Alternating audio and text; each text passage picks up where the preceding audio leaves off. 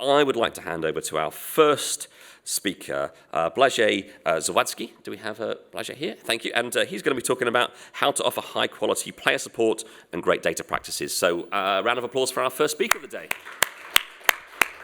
Thank you, everyone. Good morning. I'm very happy to be here and speaking to you.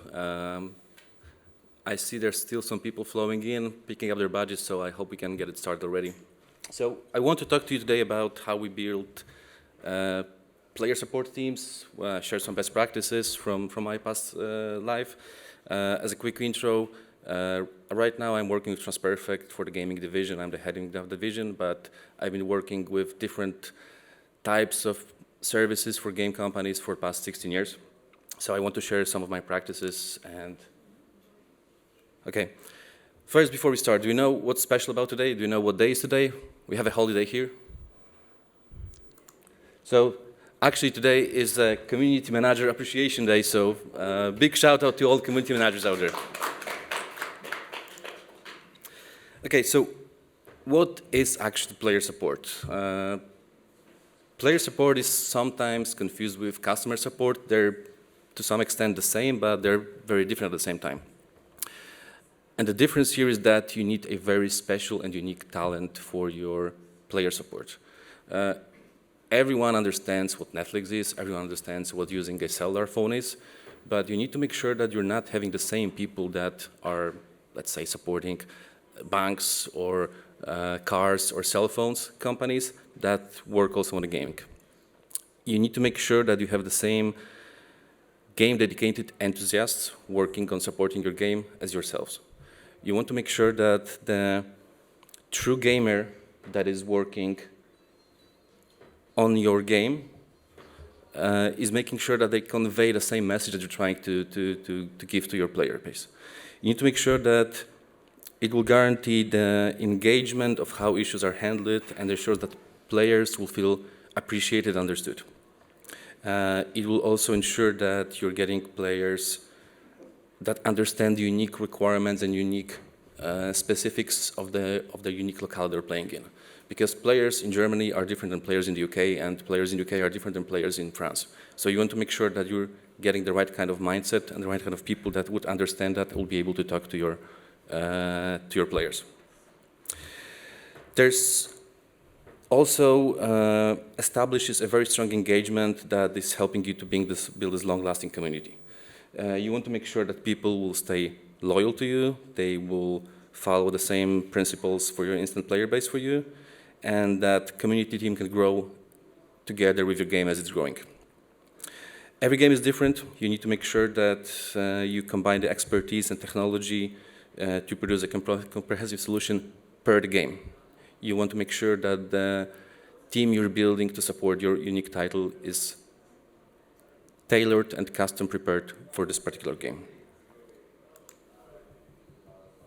Okay, so what are the three main principles of setting up the team? I think we would all agree that you need to start understanding what your requirements are. You need to make sure that you first define your needs, you first define what kind of support team you're trying to build.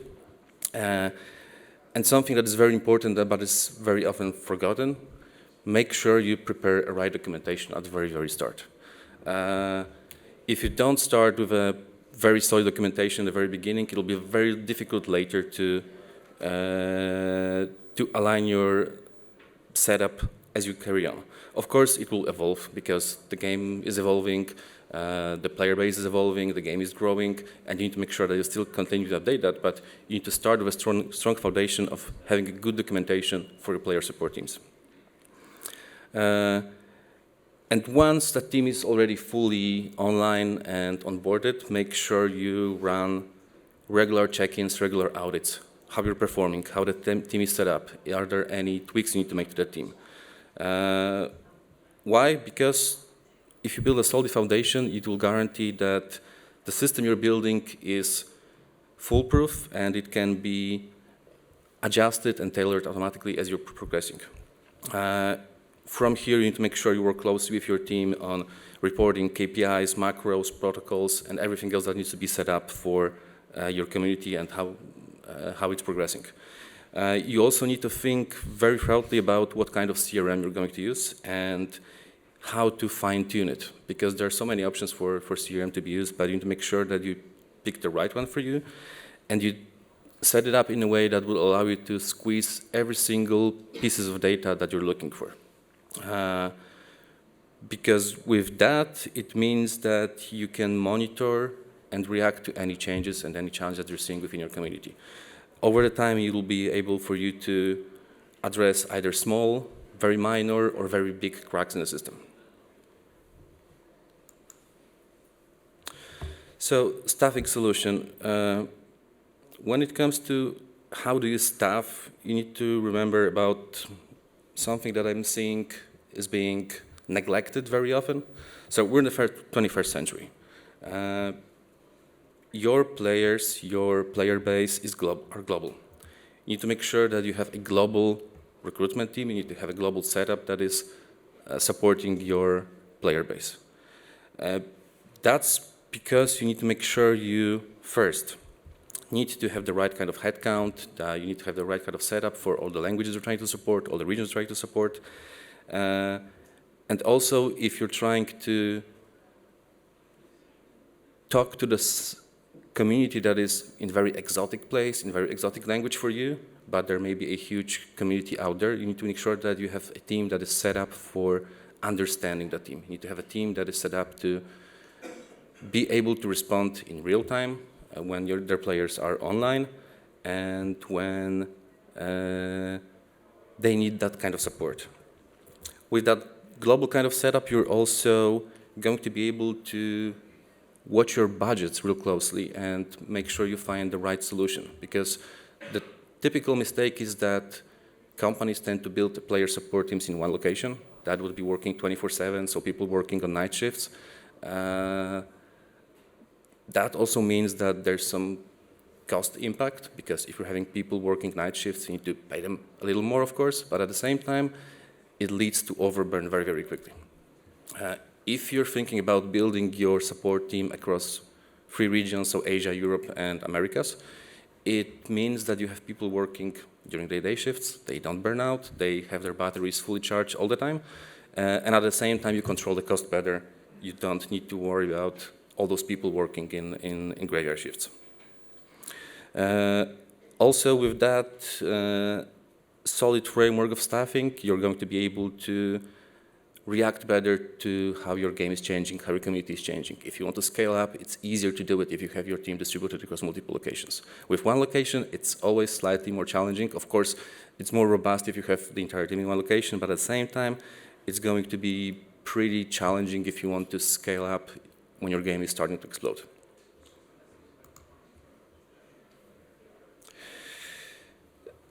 When it comes to player expectations, I know that right now AI is overruling everything, but don't forget about keeping that human interactions in the mix.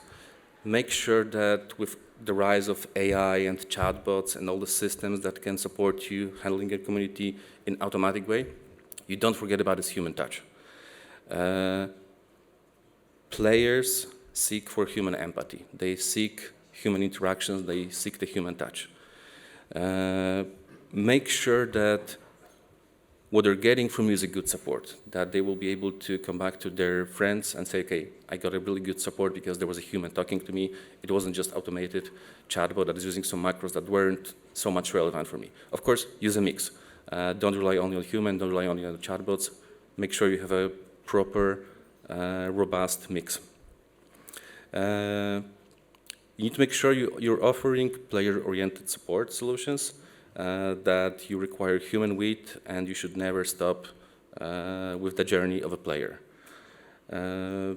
Make sure that the resolutions and instructions that you're building are foolproof, that you test them in real life, and you continue to evaluate them all the time as you go. Make sure that you think about if there's something that you're seeing in your community that is spiking some frustration, that is spiking some negative feedback, you address it really quickly, because otherwise the frustration tends to grow and grow and grow. And once you miss the right moment to fix it, it's going to be too late. And make sure you're monitoring the rank all the time. Also, make sure you look at a CES, because that's what can help you with this part immensely. You can measure how easy it is for your players to use your portals, use your platforms, and also make sure you track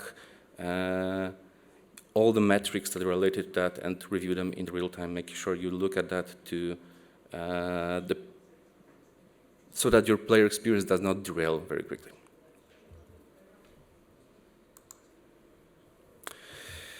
QA solutions. Make sure that when you're building your player support teams, you think about how your management team that will be looking after that player support solution is trained on high quality standards. It can be done through direct mentorship. It can be done through one-to-one communication with your team, but you need to start ingesting that mindset of QA into your management team from the very early days. With smaller teams, it's somewhat easier because you can create more of a hands-on approach to involve everyone, but as you're moving to larger scale teams, to 24/7 support, it requires a dedicated QA team. The QA team should be creating those in-depth analysis. They should be measuring the team's performance. They should be working for consistent mentorship with a focus on fast and friendly resolution to resolving any issues. And you should always be seeking opportunities to upskill your team with knowledge checks. Make sure you have some milestones that will serve as a checkups for how you're capturing your team's progress. Make sure you analyze every failure and use those lessons learned from those failures to improve the system for the future.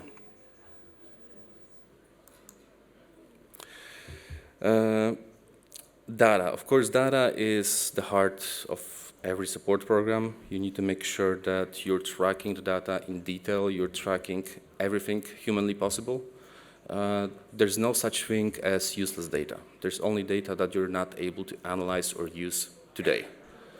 That means you need to start doing it tomorrow. The goal is to shape the data into value. So start looking at all the trends, start looking at all the statistics, and start building dashboards to help you analyze the data. Use all the APIs and integrations that your systems will have in place. Make sure you check some additional BI and reporting systems that can help you doing that. You need to secure your long-term growth by trusting data as your most valuable weapon. Invest time to understand your CSAT. Invest in data scientists that will be going through the data day in and day out and just looking for some difficult trends or something that may be starting to raise a flag for your team. And finally, how to report that. Again, so data is not information yet. Information is not knowledge yet, and knowledge is not a wisdom yet. You need to make sure you properly go from raw data to how you can use that data for your benefit and to improve your systems. Use the tools that are already available and ready to go. So all the Zendesk integrations with Jira, Asana, Power BI, even Google Workspace. They offer you already very good off-the-shelf reporting systems that can be further tailored, making sure that data will come to life and will become meaningful to you. And as you can see, the more dedicated data management team becomes, the better the reporting solution will be for the future. And I think that's it. It was very short, but if there are any questions, I think we have a couple of minutes to take one or two questions. If not, please feel to find me here on the halls. I'll be here for today and tomorrow. Happy to answer any questions.